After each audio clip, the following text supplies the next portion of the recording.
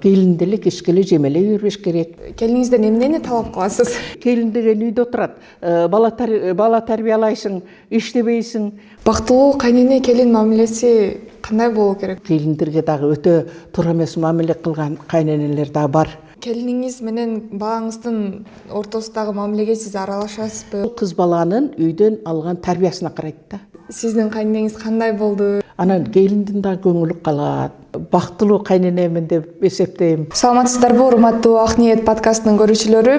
Бүгүн биз кыргыз коомунда абдан маанилүү, ошол эле учурда көп ачыкка чыкпаган тема тууралуу сүйлөшөбүз. Ал келин жана кайнененин ортосундагы мамиле тууралуу болмокчу. Анда эмесе ушул теманын алкагында биздин Баткен шаарындагы чоң апабыз Арзыкан эжеке менен маегибизди баштасак. Саламатсызбы? Саламатчылык. Кош келиптирсиз. Кандайсыз? Жакшы. Алгачкылардан болуп эле суроо узатайын сизге. Сиздин канча келиниңиз бар? Саламатсыздарбы? Ушу радио угуучулар, көрөрмандары. Мен ушу Баткен шаарында жашайм өзүм. Анан кийин мен өзүм кесибим мугалим. Анан кол өнөрчү катары, анан ушу шаардагы аялдарга, ушу жалпы эле аял затына кыз келиндерге бир мотивация берип, ошо бир топ жылдардан бери Баткен шаардык аялдар кеңешинин төрайымы болуп дагы ошол коомчулук менен аралашып жүрөм. Анан өзүмдүн бир эле келиним бар.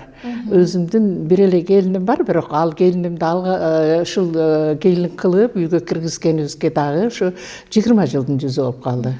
Аябай сонун, демек бир эле келиниңиз бар, бир келин болгондо сиз башка келиндерге да салыштыра албайсыз да. Ошондой болсо деле сиздин өзүңүздүн келиниңиз менен сиздин мамилеңиз кандай? Биринчи эле келиндүү болгондо, келиниңизди көргөндө кандай таасирди калтырды эле сизге? Рахмат. Мен келин аларды аябай ойлонгонмун да.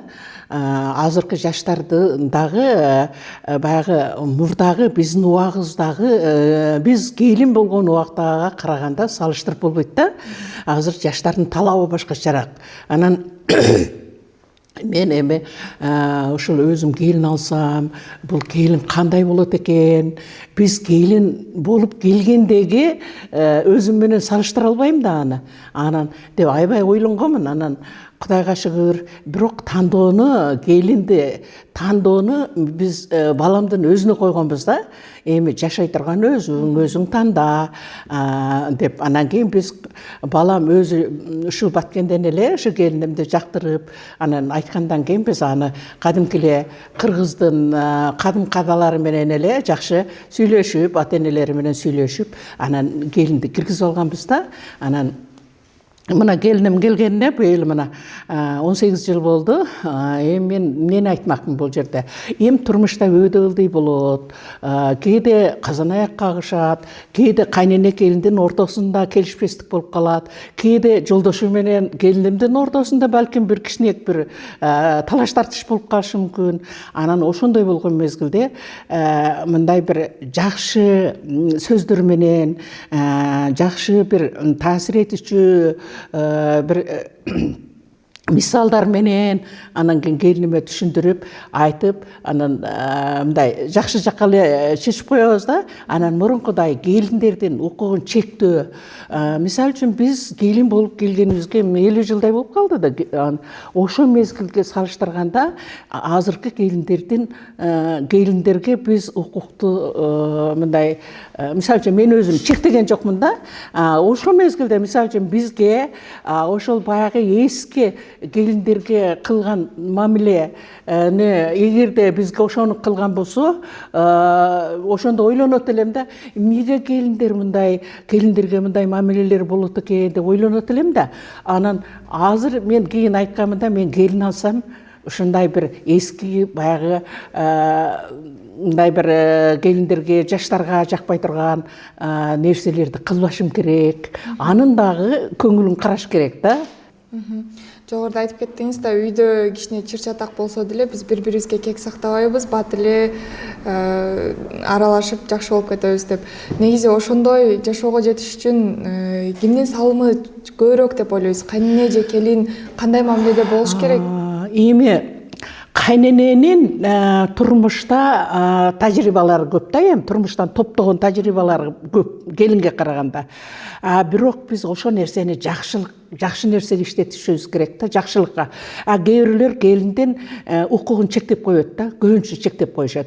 Анан дагы тескеринче жагы кээ бир жаштар өзүнүн укугун гана талап кылат да, милдеттерин унутуп коюшат. Ошондо баягы кээде келин тараптан дагы катачылыктар кеткен мезгил болот, кайнене жактан дагы кеткен кемчиликтер болот. Ошону кайнене болсун, келин болсун өзүнүн милдетин, укуктарын мындай туура пайдаланыш керек. Үй бүлөдө дагы бул үй бүлөлүк закон бар. Ошо законду бузбаш керек. Ошо бизде деле үй бүлөнүн мыйзамы сакталыш керек да. Анан мен ошол айттым го азыр, келиниме мындай көп деле кысымчылык көргөзгөн жокмун, басмырлоо жок. Бирок өтө мындай кээде эркти берем да. Анан эркти өзүнө укукту берем. Анан бирок ашыкча болуп кетпейт да. Кээ бирөөлөр ошондон пайдаланып ашыкча болуп кеткендер дагы бар да. Наоборот, кайненеге мындай бир каяша сүйлөп, же үй бүлөлөргө бир үй бүлөдөгүлөргө башкача мамиле кылып, ошондой нерселер жок да. Жаштарда азыр эми учурап атпайбы? Ар кандай көрүнүштөр учурап атат. Кээде кайненеден эле мына эмнеге биздин Кыргызстанда ажырашуунун саны көп? Мисалы үчүн мисалы үчүн бир айда 100 үй бүлө үйлөнө турган болсо жаштар, анын ошо жарым эле ажырашып атышпайбы азырчы? Ажырашабай көп. Ошону туура кабыл албагандан, жаштар дагы туура кабыл албагандан, анан баягы кайната кайнененин дагы бул жерде ошо өзгөчө салымы зор да. Келиндин укуктары жана милдеттери дегенде сиз келиниңизден эмнени талап кыласыз? Эми келинимдин укугу бизде мурунку, азыр айтып атпаймынбы, мурдагы союз мезгилинде келиндерге үйдө тең укуктуулук жок эле. Келиндерге ошондой бир мындай кеңешип отурганда үй бүлө мүчөлөрү катары эсептешпеген мезгил болот эле да. Аларга бир мындай бир нерсени кеңешип, бул келин деле ошого катышсын, ушунун деле бир чечими бар деген сыяктуу бул нерселер жок болчу да мурун. Келинди биз мурунку мезгилдерде бир кандайдыр бир жок кесе эле катары үйдүн мүчөсү эмес катары эсептейт элек да. Анан эми бул укук деген ушул үй бүлөдөгү укук. Ошол жерде ошол мисалы үчүн ал биздин неберелерибиздин апасы да эми келин деген. Бизге жакшынакай неберелерди төрөп берип, бизге жакшынакай тамак аштарды кылып берип, жакшы сөздөрүн айтып, ошондой эми ушундай мамиле кылып атат. Ал эми милдеттери жана укуктары, жанагы айттым го, келиндин дагы укугу бар. Мисалы үчүн, ал дагы өзүнүн оюн айтышка укугу бар. Ал үй бүлөдө өзүнүн дагы укугун коргой алышка укугу бар да. Милдеттери деген жанагы. Мисалы үчүн, кайнене, кайната менен жашаган келиндер көбүнчө эле ошол кайнене, кайнатага дагы кам көрүш керек. Анан кийин аларга жакшы сүйлөш керек. Азыр мына карыялар үйүндө эмнеге ошол кыргыздардын саны көбөйүп кетти. Аял кишилер көбөйүп кетти, эркек кишилер көбөйүп кетти. Себеби ошолордун балдары бар, келиндери бар. Ошол эркек адамдар, аял кишилерди алар баккысы келбейт. Ошолордун баягы немелерине чыдабайт. Мисалы үчүн ошолорду караганга да, кайненени, кайнатаны караганга чыдашпайт дагы. Анан ашыкчы адам катары үйдө, ашыкчы адам катары көрүшөт да. Ошон үчүн көбүнчө баласы жогу, шарты жогу барса дагы биз эми аны макул дейбиз. Баласы, кыздары, неберелери туруп эле, келиндери туруп эле, анан кийин карыялар үйүнө алып барып койгон мезгилдер кездешип атпайбы азыр? Салт менен заманбап жашоонун көз карашынын ортосунда айырма бар деп, карама каршылык бар деп ойлойсузбу? Карама каршылык бар. Ошол себептен ушундай бар кызым. Мисалы үчүн менталитет. Биз эски баягы мурдагы жашоолор деле илгери мынандай болчу деп эле таңуулай бербешибиз керек да. Эми келинди ой, сен буунда акың жок, Мисалы үчүн сүйлөгөнгө деле акың жок. Мынаны сен менен бейруксат, мисалы үчүн ушундай кайненелер бар. Сен менен ушу бир нерсени бейруксат кылып койдуң деп баягы үйдө тополоң кылып, келиндерине жаман сөздөрдү, акыраттарды айтып, ошонун артынан мындай келишпестик болуп калган мезгилдер болот да. Эми ошону түшүнүү менен кабыл алыш керек. Себеби азыр айтып атпаймынбы? Азыр жаңы техникалар, технологиялар өнүгүп атат азыр. Биздин тушубузда биз мындай өтө эле баягындай бир кандай десем, азыркыдай телефон деген болгон эмес, азыркыдай пульт менен басып коюп мына иштеткен телевизорлор болгон эмес, азыркыдай аял кишилер машина айдаган эмес. Азыр мына келиндерге биз машиналарды алып бергиле деп эле келиндер, кыздарыбыз баары эле машина айдап жүрүшөт азыр. Ал мезгилде чектөөлөр көп болгон. Бирок азыркы мезгилде ошо заманга ылайык чектөөлөрдү дагы мындай орду менен кылыш керек да. Өтө эле көп чектөөлөрдү киргизбеш керек. Сен келинсиң, сага аял кишисиң, сага машина айдаганга болбойт деп кээ бирлөр, мисалы үчүн да, же болбосо бир нерсени неге мынаны менен бейруксат эле алып, мынаны ушу козгоп койдуң, же бирөөгө берип койдуң деп жок жерден да уруш чыгарган кайненелер бар. Анан эми муну түшүнүү менен бир кылдат анализ деп, анан жаштардагы мындай кызыккандуулук кылбай, анан биз кайнене, кайнаталарда кызыккандуулук кылбай, баягы биз турмуштан алган тажрыйбаларыбызды мындай салыштырып көрүп, анан кийин бир жаштарга бир жакшы насааттарды, жакшы кеңештерди бергенге милдеттүүбүз да.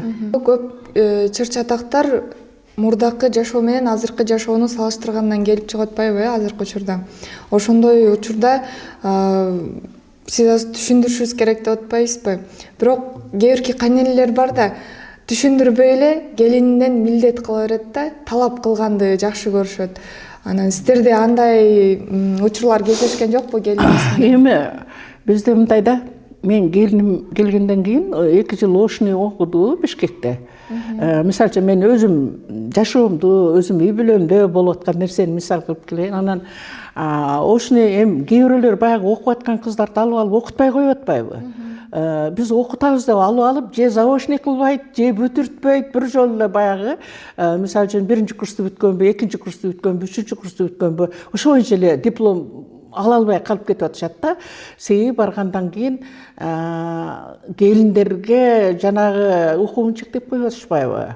Эмнегедир финансы жагынанбы, же болбосо келин окубаса эмне болот эле? Ал үйдө отуруп бала тарбиялап, кайненеге кызмат кылыш керек да дегендей бир ойлор пайда болуп калат да. Ошондон алыс болушубуз керек. Ал келин, биз кызыбызды бирөөгө келин кылып берип атабыз. Ал бирөөнүн үй бүлөсү болуп кетти. Келин өзүбүздүкү болуп атпайбы? Келин билимдүү болсо өзүбүзгө да жакшы да. Анан ошондан мен келиним бүтүп келгенден кийин ошо кичине бизнес ачып, анан иштетип аткан элем мен өзүм.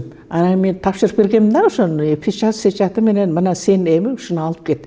Мына миграцияга жаштар эмнеге кетип атат? Ошол акча табабыз деп кетип атат. Мына даяр немени силерге иш бар үйдө деп анан мен баягы печаттарды бергем да келиниме. Анан келиним ушунчалык баягы мен келиниме да ошондой ыраазы болгонмун. Келиним мени мойнумдан кучактап, бетимден өп, сиз мага ишенип, мага печать эмес, мага акчаны берип койдуңуз. Печать деген акча да ал эми. Анан деп ушинтип айтканда мен аябай ыраазы болгом да, ошону түшүнгөнүнө. Ошону түшүнүп мамиле кылып, анан ошол ишти алып кетти. Сонун, демек келиниңиз экөөңүздөрдүн мамилеңиздер аябай жылуу ортоңуздарда. Негизи сиз да келин болдуңуз да. Сиздин кайненеңиз кандай болду? Өзүңүздүн башыңыздан өткөн күндөрдү айтып атсаңыз. Мен мындай 10 балалуу өтө жакшы үй бүлөгө туш келгем да эми. Анан кайнатам да мындай интеллигент болгон экен. Анан кайненем болсо ошо үйдө 10 баланы тарбиялап, неберелерди тарбиялап, келиндерге тарбия берип, кыздарга тарбия берип, анан өтө жакшы аял киши болгон. Мисалы үчүн кылган тамактары, анан үй тутуусу, мындай бир сүйлөгөн сөздөрү да орундуктуу, мындай кылган эткендин баардыгы жакшы болгон. Бирок мен кайненем менен жашаган жокмун. Мен экинчи келин болгондугума байланыштуу, биз 4 келин элек да. Мен экинчи келин болгонума байланыштуу кайненемдерден башка жашадым. Бирок ошол мезгилдердеги баягы менталитет, анан эски баягы мурдагы түшүнүк башкачараак болгон да келиндергечи. Анан анча-мынча неме болуп калат эле да. Эми анча-мынча неме болсо анан мындай унчукпай эле, анан кийин барганда ошол мен деле ошол мен үйүм башка, жайым башка дебей эле барып кызмат кылып эле алардын көңүлүн алышка менен кайненени сыйлаганга аракет кылат элем да. Анан бирок мен мындай башкаларга салыштырмалуу ошол көп деле неме запкы жеген жокмун. Бирок кээ бир нерселер мага жакпай калса, жанагындай мен да укугумду коргогум келет да. Анан жакпай калса, мен мынтип ойлойт элем да. Мен келин алсам кийин мен ушул нерселерди ушул келиниме пайдаланбайм дейт элем да. Мен ушул нерселерди колдонбойм дейт турмушумда дейт элем да. Эми ошол мезгилден ошол биз мындан бир 50 жыл мурунку биз келин болуп келгендеги мына келиндерге болгон мамилени айтып атпаймынбы, башкачараак болгон деп. Көз караш башка болгон келиндерге. Анан кийин менталитет башка, мындай биз келиндерге кичине басым жасап басмырлоо кичине болгон. Бирок мен андай эле бир басмырлоорду өтө эле мындай баштан кечирбедим. Жогоруда айтып кеттиңиз да, келиниме ушундай чет жактарга чыгарып, жакшы мамиледебиз депчи. Анан сиз ушул нерсеге башынан эле ошондой мамиледе болдуңузбу же сиз да бири-бириңиздерди түшүнбөгөн, ортодо түшүнбөстүктөр да болду эле? Жок, башынан эле ошондой кылдым мен. Башынан эле анан келгенде неме баламда дагы Кудайга шүгүр машинасы бар эле. Анан абышкамда да машинасы бар эле. Анан мен баягы жаш мезгилимден эле машинага кызыкпапмын да, айдабапмын. Анан кийде мен эмнеге ушуну кылбадым экен убагында деп калат элем да. Анан кийин немеге айттым, абышкам айттым, мына келинге аны айттым, оку дедим.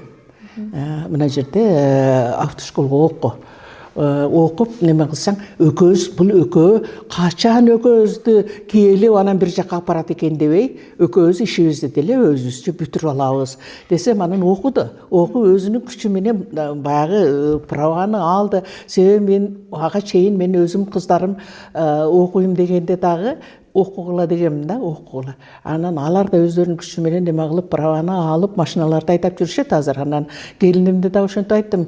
Себеби азыр мурунку заман эмес дедим.